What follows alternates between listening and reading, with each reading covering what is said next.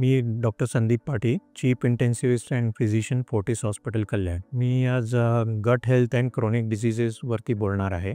First of all, what is gut health? What is gut microbiome? आपल्या जठरामध्ये bacteria चे colonies असतात, जे आपल्याला इन्फेक्शन्स आणि बाकीच्या आजारांपासून आपलं संरक्षण करतात.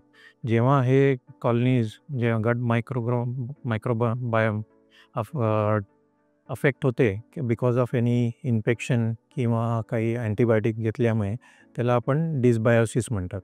या डिसबायोसिसमुळे काही जुने आजार, क्रोनिक आजार होण्याचे चान्सेस असतात. गट मायक्रोबायोम बेसिकली आपल्या बॉडी मेटाबॉलिझम, इम्युनिटी आणि मेंटल हेल्थमध्ये पण हेल्प करतो. जेव्हा हे डिसबायोसिस होतं तर काय काय आजार होऊ शकतात? जसं मी सांगितलं, मेटाबॉलिझममध्ये इफेक्ट करतात. त्याच्यामुळे शुगर इम्बॅलन्स होणं, इन्सुलिन रेझिस्टन्स वाढल्यामुळे डायबिटीज होण्याचे चान्सेस वाढतात. दुसरं, जसं इम्युनिटीवरती परिणाम पण होतो.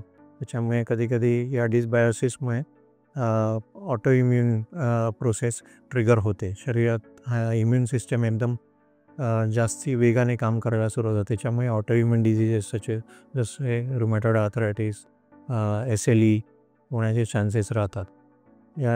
तसेच आतड्यांचे पण आजार जसे अल्सरेटिव्ह कोलायटिस, क्रोन्स डिझीज पण होण्याचे चान्सेस वाढतात. आतड्यांमध्ये बॅक्टेरिया काही मेटाबॉलाइट्स तयार करतात, त्याच्यामुळे हार्ट डिझीज होण्याचे पण चान्सेस होतात.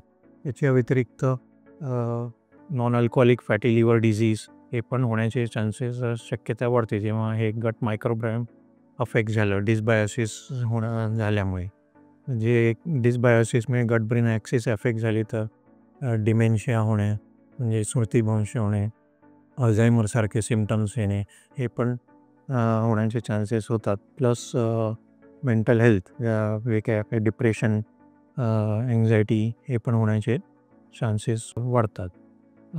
प्लस आता जठराचे आजार, काही केसेसमध्ये डिसबायोसिसमुळे जठराचे कॅन्सर, मोठ्या आतड्याचे कॅन्सर पण होण्याचे चान्सेस वाढतात. त्यासाठी आपल्याला हे गट मायक्रोबायोम मेंटेन राहणं, इंटिग्रिटी मेंटेन राहणं महत्त्वाचं आहे. धन्यवाद.